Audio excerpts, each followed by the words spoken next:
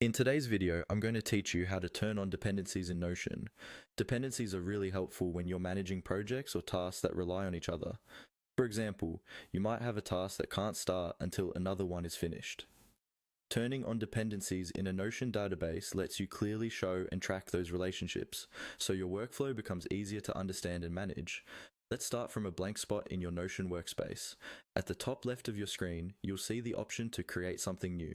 Click on Create. This will open up a new page where we'll build the database that will hold your tasks and later on your dependencies. Inside that new page, click into the main body area where you'd normally start typing content. Type a /, then the word database with no spaces. Notion will show you a menu of database options based on what you typed. This is the quickest way to pull up all the database formats you can use. From the list that appears, look for the option called Database Inline and click on it. Choosing an inline database means your table will appear directly inside the page instead of taking over the full page.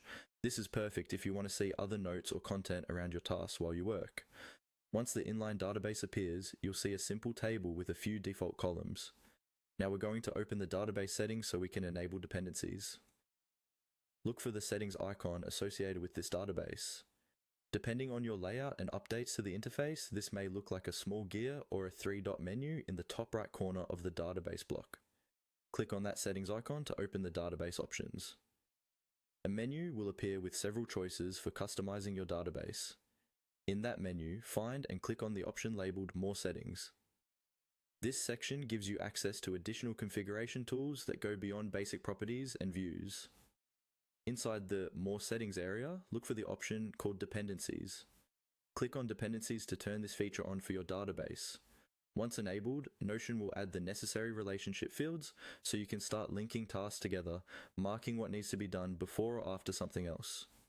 From here, you can customize your task properties and begin building out your project with clear, visual dependencies that keep your work organized and on track.